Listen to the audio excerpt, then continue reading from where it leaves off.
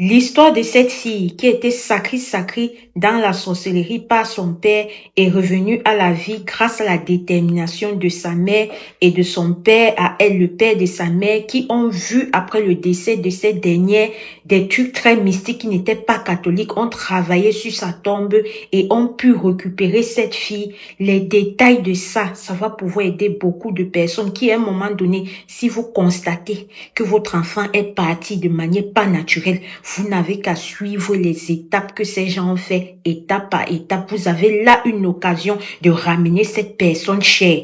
Et je vous assure que les détails que cette petite a donnés, écoutez la vidéo. Écoutez.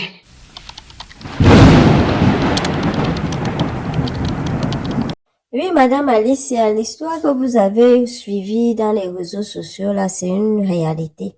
Je suis la cousine de la fille décédée qui est revenue à la vie.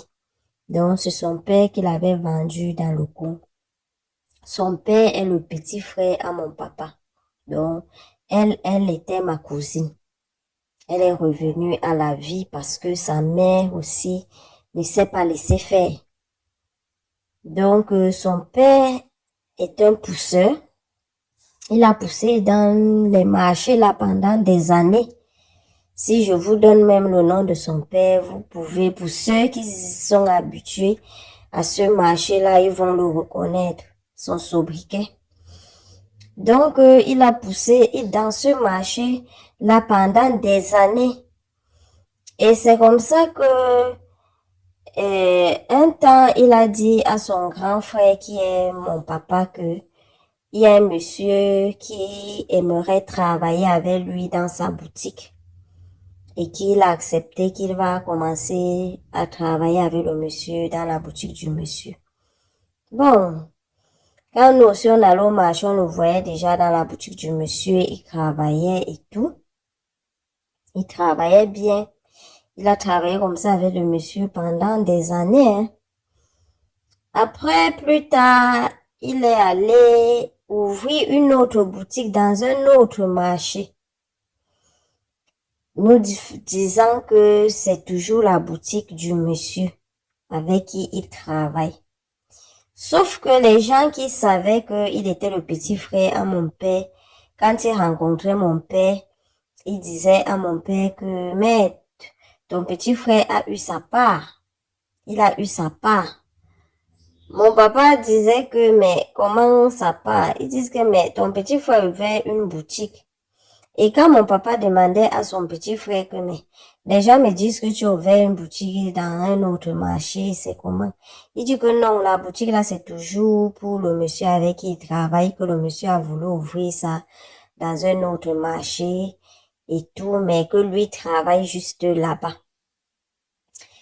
Bon, après donc, dans sa famille même, donc du petit frère, mon papa, sa femme, ses enfants, il y avait un peu des cas bruts. Puisqu'un jour comme ça là, on ne sait pas comment ça s'est passé, sa femme en préparant, l'huile s'est versée sur elle. Elle a passé presque 6 mois à l'hôpital, hein. On ne sait pas comment ça s'est passé. Après donc, il y a aussi la grande sœur de celle qui est décédée, de ma cousine qui est décédée là. Elle, en allant à l'école comme ça là, un chien est quitté de nulle part et l'a mordu. On ne sait pas. On ne sait pas. Donc, il y avait toujours des petits trucs un peu bizarres dans sa maison. Bon. Et puis, donc, celle même qui est décédée là, elle est rentrée un soir de l'école comme ça. Elle s'est mise à crier qu'elle a mal à la tête, elle a mal à la tête. Sa mère a pris les remèdes comme ça, on l'a remis pour le calmant. Ça a persisté. Au moment où sa mère s'est donc décidée à l'amener à l'hôpital, on l'amène à l'hôpital, elle a d'abord confusé dans la voiture. Arrivé à l'hôpital, même comme ça là, ça n'a même pas traîné, hein. On a seulement déclaré morte. C'était tellement brut, comme je vous dis là. Donc, il y avait déjà des trucs un peu brut comme ça qui arrivaient dans sa famille. Et quand la petite est décédée, son papa voulait que les choses se fassent très vite avec l'enterrement et tout. Mais les membres de la famille ont dit que, mais comment ça? On va l'enterrer vite, vite comme ça. Pourquoi? Qu'il faudrait au moins que les gens se préparent et tout. C'est comme ça qu'on a gardé la petite pour faire les préparatifs. Ils ont fait donc les préparatifs et puis le jour de l'enterrement, arrivé au village, le père était vraiment bizarre. Hein. Vous savez, quand quelqu'un fait quelque chose, il n'est pas à l'aise. Il était vraiment bizarre. Ça se voyait qu'il n'était pas à l'aise. Et ces gens, même qu'ils étaient venus, ses amis, même qu'ils étaient venus l'accompagner, la famille sentait que quelque chose n'allait pas. Ils n'étaient pas vraiment, ils n'étaient pas à l'aise. Ça se voyait. Et c'est comme ça que ça a commencé à se dire dans la famille de la femme que c'est le père de l'enfant qui a vendu l'enfant. Et le père de la fille aussi, c'était pas aussi les gens simples. Il est venu au deuil, il a fait certains petits rituels sur le corps de la fille et tout, avec certaines personnes. Et même malgré que le père même de la fille n'était pas d'accord, le père de la femme a insisté, il a fait. Et après le deuil, il a ramené sa fille chez lui, la mère de la fille, avec les autres enfants chez lui, dans leur village. Et le temps de travailler sur sa fille et sur les enfants de sa fille et tout, il se pourrait qu'ils ont travaillé comme ça et ils ont dit à sa fille et ses enfants que, avec le rituel qu'ils ont fait sur la tombe de cette fille-là, on ne sait jamais si un jour ils rencontrent cette fille, sa fille-là, quelque part, qu'elle n'écrit pas, qu'elle revienne, elle remarque juste là où elle a rencontré l'enfant, et qu'elle rentre tout simplement vers lui dire que même s'il arrivait que ce sont ses autres sœurs qu'il a rencontrées quelque part, qu'on revienne juste lui dire qu'on ne crie pas, qu'on ne fasse pas de bruit. Parce que si on fait des bruits, elle pourra fuir. Ou alors, si on parvient même à la récupérer, elle ne sera plus normale. Elle pourra être folle. C'est comme ça il a travaillé sur sa fille et ses autres petits-fils. Il leur a laissé les conseils. Et quand sa fille est rentrée chez son mari avec les autres enfants, elle était là, elle était calme et tout. Et son mari a continué à partir dans sa boutique là. Même à sa femme, il a dit à sa femme que c'était toujours la boutique du monsieur avec qui il travaillait. Mais les gens, vous savez, il y a toujours des gens qui viennent derrière dire des choses. Certaines personnes venaient dire à sa femme que ton mari ment. C'est sa boutique. Et puis, son mari a commencé à recevoir des réunions auxquelles, quand il fallait préparer, elle appelait même ma maman de venir l'aider à préparer et tout. Elle préparait pour la réunion de son mari. Et plus tard, elle disait à ma maman que les gens sont venus, les gens de la réunion qu'elle attendait, effectivement, ils sont venus. Mais sauf qu'ils sont quittés tard, aux environs de 1 heure, 2 heures. Et au départ, quand elle disait ça, ça n'attirait pas l'attention, mais ça devenait récurrent. Tout le temps, elle recevait des réunions et maman venait l'aider à préparer. Et elle disait toujours que ces gens-là rentrent trop tard. Et quand ma mère aussi disait à mon papa, qui est le grand frère de son mari, que mais c'est quelle réunion que ton petit frère reçoit tout le temps, sa femme prépare et elle se plaint que les gens là rentrent trop tard et tout.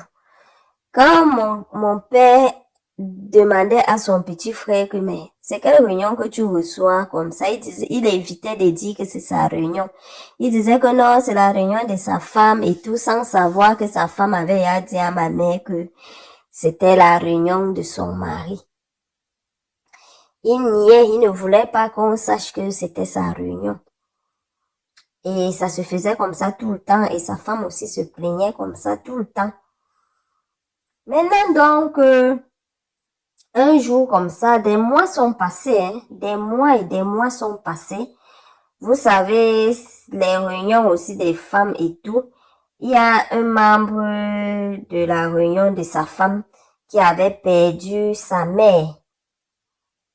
Et on a donc désigné les gens de la réunion qui devaient aller assister ce membre de la réunion dans son village. Et la femme de mon oncle là faisait partie des gens qu'on avait désignés pour aller assister le membre là dans son village. Et quand elle est partie dans le village de cette membre de la réunion là, arrivée là-bas, puisque celle-là, ils sont au niveau de la frontière du Cameroun, ils sont au niveau de la frontière avec les pays voisins. Quand ils sont donc partis, arrivés là-bas, après avoir assisté le membre de sa réunion et tout, au moment de rentrer, c'est comme ça que à la gare routière, elle regarde, elle voit sa fille qui travaille dans un tourne-dos. Étant étonnée que est-ce qu'effectivement c'est ma fille, elle s'approche, elle regarde bien, elle constate que effectivement c'est sa fille. Elle appelle donc son père, elle dit à son père que ce que tu m'avais dit là, je viens de voir ça. Je viens de voir l'enfant qui est en train de travailler dans un tourne-dos ici là. Son père lui dit d'éviter que l'enfant la voie, qu'elle rentre sans que l'enfant ne la voie. C'est comme ça qu'elle rentre donc dans son village à elle. Elle dit à son père l'amène aussi voir d'autres personnes. C'est comme ça qu'on lui remet dans une poudre que tu vas repartir là-bas.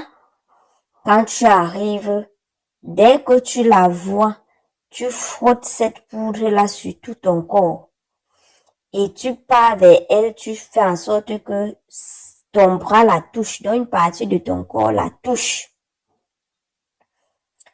Comme ça, dès qu'elle va sursauter, tu commences à parler avec elle comme si de rien n'était. Et puis donc, elle reprend donc la route. Elle repart dans ce village-là. Elle arrive encore à la gare routière. Elle patiente de voir la fille. Le premier jour, elle ne voit pas la fille. Elle dort même encore là à l'agence. Le deuxième, et elle n'a pas demandé à quelqu'un si la fille était là. Non, elle a dormi.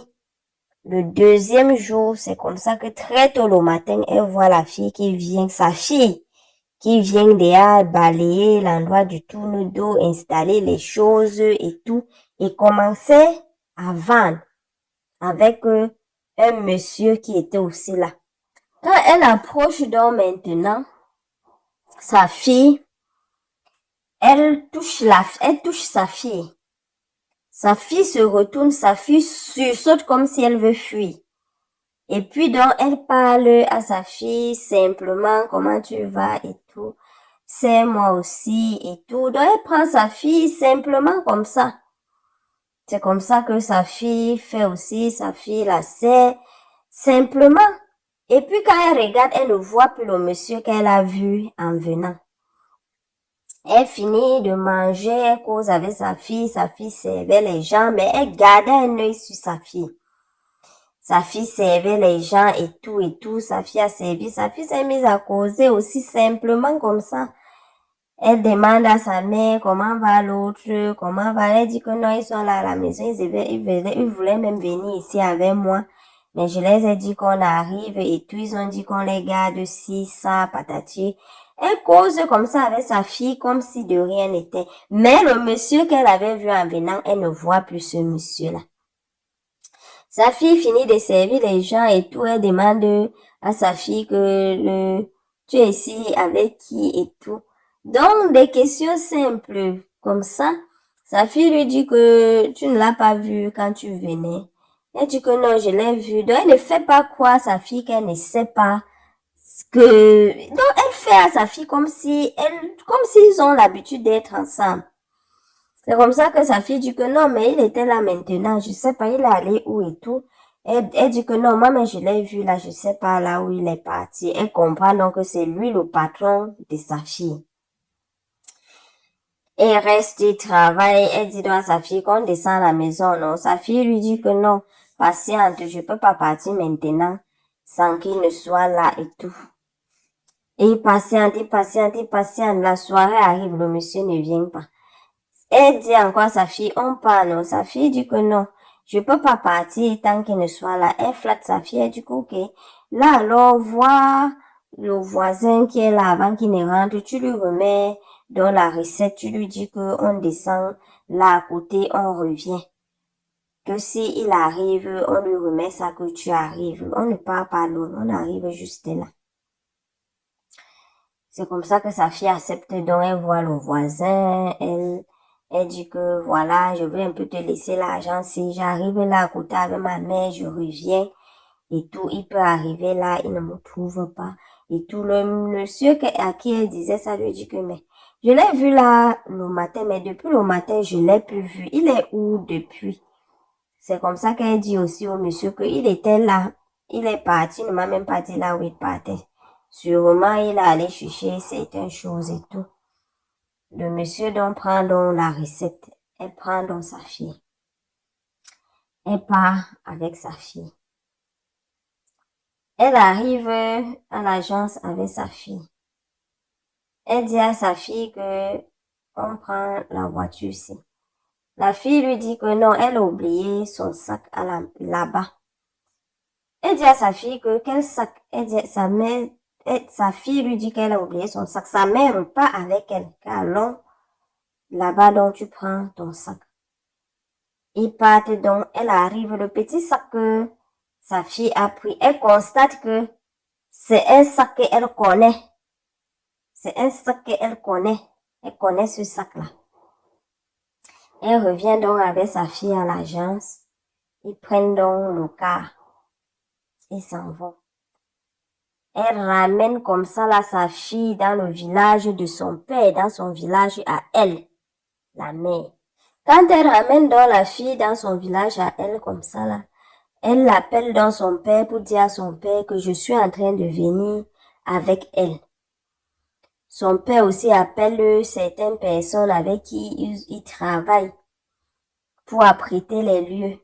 Dès que la fille a seulement vu le père de sa mère comme ça, son grand-père, elle a voulu encore fuir. Mais son grand-père et les gens qui étaient là, on l'a pris simplement, causé avec elle, l'amener à la maison, causer et tout, sans faire comme si eux aussi étaient surpris de la voir. Ils ont travaillé donc là-bas sur la fille pendant 3 jours. Et son grand-père et certaines personnes ont dit qu'ils vont la ramener sur sa tombe. Parce qu'il y a des trucs qu'on doit travailler sur elle étant sur cette tombe-là. Pour qu'elle ne perde pas la tête. C'est comme ça que le grand-père la prend donc avec sa fille et sa petite fille et certaines personnes. Il dit donc à sa fille de prévenir les gens dans le village du père de la fille. Faudrait pas que quand ils arrivent avec la fille, que les gens crient, que les gens fuient. Sache que la fille peut perdre la tête et devenir folle à ce stade-ci. Et la mère donc de la fille appelle donc mon père, qui est le grand frère du père de ma cousine là, pour l'expliquer que en fait, voilà ce qui se passe en réalité. Mon père même était surpris, mais lui aussi il soupçonnait déjà son petit frère. Il a dit à la mère de la fille que non, mais si vous avez pu récupérer la fille et que c'est mon petit frère qui est le père de la fille qui a voulu vendre la fille, si nous fermons les yeux sur ça, c'est que même nous-mêmes nous serons en danger avec nos enfants. S'il faut que je vienne pour parler à ma mère, sache que je vais venir, ne vous inquiétez pas. C'est comme ça que mon père a donc fait le voyage pour aller voir donc sa mère qui est notre grand-mère pour lui dire que voilà ce qui se passe. Les gens vont venir ici là pour travailler. Évitez de crier, évitez de faire ceci, sache qu'il y aura des gens ici. C'est comme ça qu'il est donc venu calmer donc les choses. Et quand la mère de la fille et ses parents sont donc entrés dans le village avec la fille, ils ont travaillé sur la fille, sur la tombe de la fille, très tard dans la nuit. Et quand ils ont fini de travailler, le grand-père maternel de la fille a dit à sa fille que ramène cet enfant chez vous. Et quand tu vas arriver là-bas, fais en sorte que ce soit le père de l'enfant, la première personne qui voit, qui pose l'œil sur l'enfant. Et la mère de la fille a donc appelé ses autres enfants pour leur dire que je serai à la maison. Quand j'arrive, ouvrez seulement la porte, vous rentrez dans votre chambre. Je suis avec votre sœur. C'est votre père qui avait vendu votre sœur. Donc, quand vous allez la voir, ne criez pas, ne faites pas de bruit. Il doit être la première personne à voir votre sœur. Et quand elle est donc arrivée, ses enfants l'ont respecté. C'est comme s'ils ont ouvert la porte, ils sont rentrés dans leur chambre. Elle est donc ancrée dans la maison avec sa fille. Son mari était dans la chambre. Elle a fait en sorte que sa fille entre en premier. Dès que sa fille est donc ancrée, son mari a donc vu sa fille. Il s'est mis à crier, que qu'est-ce que tu fais ici? Qu'est-ce que tu fais ici? Tu n'es pas resté là-bas, qu'est-ce que tu fais ici? Qu'est-ce que tu fais ici? Et la fille aussi a commencé à dire que c'est là où la fille donc s'est donc réveillée. Elle a donc pris conscience. Est-ce que tu sais que les gens là me tapent tous les jours? Là où tu m'avais amené, là on me maltraite. Je travaille nuit et jour. Je n'ai pas droit au repos. Pourquoi tu m'as amené là-bas? Et quand tu étais venu, tu m'as dit que tu devais revenir me chercher. Je t'ai supplié de m'amener, tu as refusé. Pourquoi tu m'avais amené là-bas? Le père a commencé à crier qu'il ne veut plus l'entendre parler. Il a commencé à crier, donc il a piqué une crise de folie. Et les gens qui étaient donc à la maison, ils voulaient donc sortir et fuir. Les gens qui étaient à la maison l'ont donc attaché. Et puis, la fille, quand elle a repris conscience, elle a dit à sa mère que même le jour que mon corps s'est levé pour venir te dire que j'ai mal à la tête, ce n'était pas moi, c'était mon corps qui parlait. C'était pas moi. J'étais à côté. Et je suis revenue même encore te dire que non, maman, je suis bien portante. C'est mon corps, je sais pas ce qui se passe. Je quitte de mon corps agit sans mon autorisation. C'est mon corps qui vient te dire que j'ai mal à la tête. Mais en fait, moi-même, je suis là, je n'ai pas mal à la tête. Mais tu ne me comprenais pas. La maman lui a dit que je ne te comprenais pas, je ne te suivais pas. Quand tu m'as dit que tu avais mal à la tête, je savais que c'était toi. Elle dit à sa mère que même quand vous m'avez amené à l'hôpital, j'étais en train de vous suivre. On a déclaré que je suis décédée. Moi, j'étais là. J'étais là. Vous m'avez gardé. Et puis, même les discussions qui se faisaient à la maison, papa qui voulait qu'on m'enterre vite et tout. Tout ça là, j'étais là. Mais je parlais, vous ne m'écoutez pas. Même le jour de mon enterrement au village, je vous ai parlé, je faisais que te supplier que de ne pas laisser qu'on m'enterre, que je suis en vie. Mais tu n'avais pas compris, c'est mon corps qu'on faisait entrer dans la terre. Moi, je suis restée là. Même quand vous étiez dans les maisons, dans la nuit, moi, je faisais que venir te parler, mais tu ne me comprenais pas. Et quand la nuit arrivait, des gens venaient rester avec moi sur ma tombe. Et le 3e jour, ils m'ont amené de force. Ils m'ont amené de force. Je n'ai pas su où ils m'ont amené, mais papa est venu là-bas me dire que je dois rester tranquille, je dois que travailler ce que on me demande de travailler, que je ne m'inquiète pas. Quand je vais bien travailler, il reviendra me chercher. Et depuis qu'il est parti, il n'est plus jamais revenu me chercher. Et je souffre là-bas. Et quand elle a expliqué tout ça à sa mère, son père n'était plus normal, donc il était déjà fou. Il était déjà fou. Il faisait déjà tout sur place. La famille l'a amené dans des trucs, des personnes malades. Mais ça n'a pas tenu. Ça n'a pas tenu. Tous les gens avec qui il était, ses amis, même son patron chez qui il travaillait, personne n'a pu jamais appeler pour prendre de ses nouvelles. Personne. Même pour demander qu'il est où, personne. Même son téléphone n'avait pu jamais sonner que on demande qu'il est où et tout. Et même la boutique là, on ne sait pas comment ça s'est passé. La boutique est restée fermée. Même le gars avec qui il travaillait déjà dans sa nouvelle boutique, on l'a plus vu. La boutique est restée fermée, comme je vous dis là. C'est une réalité. C'est une cousine à moi.